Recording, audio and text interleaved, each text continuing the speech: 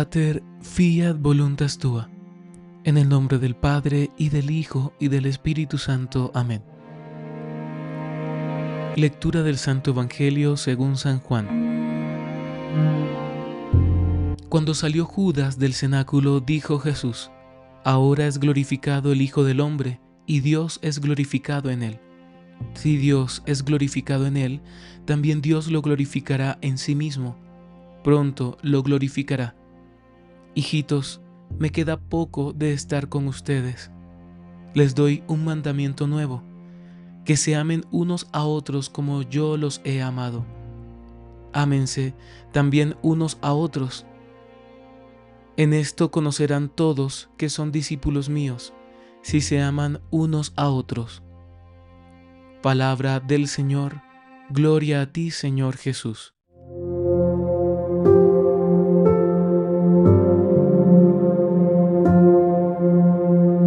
En el Shema de este quinto domingo de Pascua, la liturgia nos regala un texto bellísimo tomado del Evangelio de San Juan, capítulo 13, versículos del 31 al 35.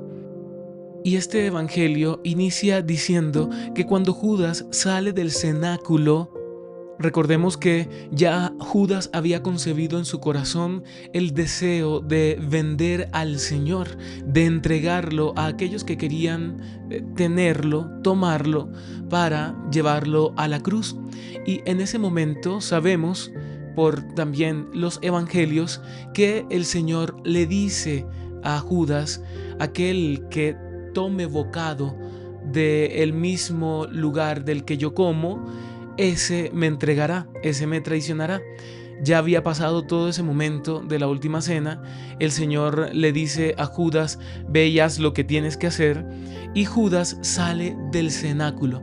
Y justo lo que Cristo pronuncia, las palabras que Cristo dice en ese momento es: ahora es glorificado el Hijo del Hombre.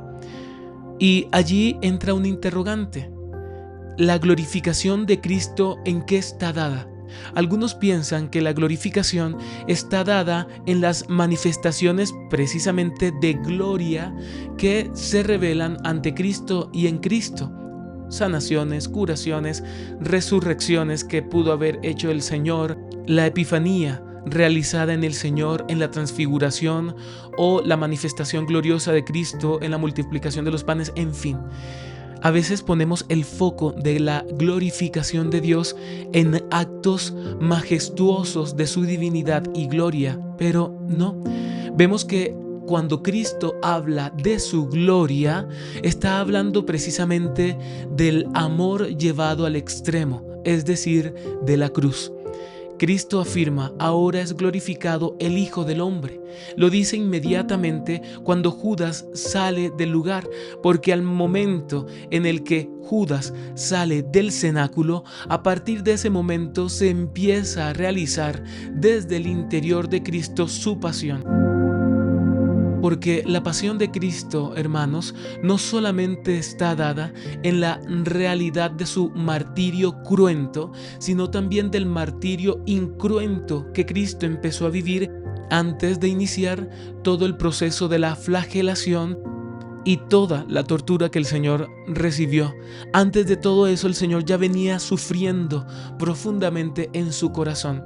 Y por eso en el momento en el que Judas sale, es que, hermanos, pongo el énfasis en este testimonio que da Juan, porque es importante, hermanos, reconocer cómo Cristo percibe y cómo toma Él este momento singular de su historia, de su vida, de su movimiento y su gesta redentora. Y es que cuando Judas sale del cenáculo, justo en ese momento, cuando él cierra la puerta, es como si el Señor recibiera esa fuerza del Espíritu Santo que desde ya lo está impulsando al desierto del amor para entonces llevarnos a la redención. Es como si en el Señor entrara ese ímpetu de saber que a partir de ese instante ya se está realizando la divina voluntad del Padre, que tiene que ver con su muerte para la redención del género humano, de la criatura más amada del Creador, y es el hombre. Hermanos, es ese momento en el que Judas pone un pie por fuera del cenáculo, donde la gloria de Dios empieza a realizarse, porque la gloria de Dios está en que el amor ha vencido y en que el amor es el triunfo verdadero de Dios en el corazón o en el interior del ser humano, por el derramamiento de la infinita misericordia de Dios a través de su entrega, a través de su pasión. Judas sale del cenáculo a entregar a Cristo, primero virtualmente, a través de la venta que hace de espaldas al Señor, sin estar el Señor presente, por eso digo virtualmente. Pero luego viene la entrega material, y allí es donde inicia todo el proceso de la flagelación del Señor, porque desde el momento en el que apresan al Señor, lo golpean muy fuertemente hasta que llega a la cruz.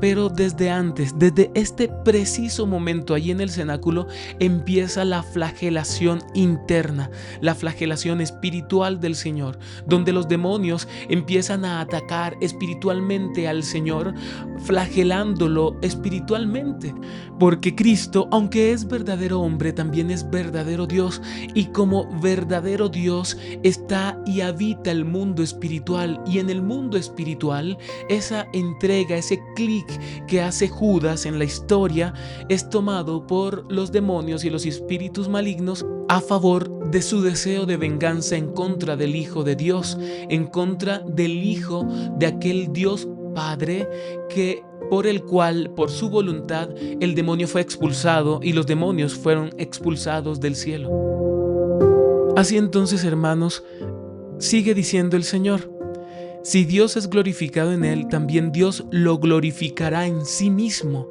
Pronto lo glorificará. Porque Cristo está hablando precisamente en esa prontitud de la cruz, en la que Dios Padre es glorificado en Dios Hijo, y luego Dios Hijo es glorificado en Dios Padre. Es una gloria, hermanos, que aunque dolorosa, Cristo la espera. Por eso Cristo desea que llegue ya, que llegue pronto. El Señor lo dice: pronto seré glorificado y el Padre pronto será glorificado en mí. Porque, hermanos, la gloria de la cruz es una gloria que debemos anhelar y esperar, hermanos. No como lo que venga después de la cruz, sino la gloria de la cruz en sí mismo. ¿Cuántos de nosotros, sabiendo que la cruz viene con fuerza y viene a, por decirlo de alguna manera, a arremeter en contra de nuestras comodidades y en contra de nuestra zona de confort, entonces lo que hacemos es hacerle el quite y apartarnos de allí para que el tren de la cruz no nos arrastre, no nos atropelle o no nos lleve? ¿Cuántos de nosotros nos apartamos de la gloria que quiere Dios realizar en nosotros para que Él sea glorificado en nosotros? La cruz debe ser ese anhelo de amor profundo y eterno al cual nosotros debemos tender con amor profundo y con un deseo martirial único que se manifiesta en ese impulso espiritual que solo puede dar el Espíritu Santo en nosotros para caminar a la gloria de Dios. Porque es que, hermanos, la cruz, aunque es una realidad de dolor, de dolorosa pasión, cruenta o incruenta en la vida del cristiano, así como lo fue en la vida de su Dios, debe ser para nosotros, hermanos, el lugar de la victoria de Dios, porque la cruz es lugar de victoria. Si tú lo ves así, hermanos, das la gloria a Dios, pero si no lo ves como lugar de victoria, sino como un lugar de sufrimiento y castigo, entonces haces doler el corazón de Dios, porque, hermanos, la cruz es el lugar donde Dios redimió al pecador y nos puso junto a Él. Y si tú te rebelas en contra de la cruz en la cual el Señor se quiere glorificar en ti, no te estás revelando ante el dolor y el sufrimiento como una cosa negativa y maligna de la cual tú debes renegar y apartarte, sino que estás renegando de Dios mismo en ti, que se quiere glorificar en ti. Porque si para el demonio la cruz es una realidad de venganza, de muerte, de maldad, para el cristiano, por el testimonio de Dios, por el amor llevado al extremo de Dios, sabemos que la cruz es un lugar de victoria, de la victoria de Dios en el mundo. Por tanto, si tú quieres ver a Dios victorioso, ama tu cruz. Si tú quieres ver a Dios glorificado en tu vida, ama, toma y lleva tu cruz. Si tú quieres ver a Dios siendo Dios, reinando en tu vida, entonces acepta la muerte en cruz, así como Cristo la aceptó por ti, por amor, y por un amor que no es un amor pasajero, sino un amor eterno, un amor ágape.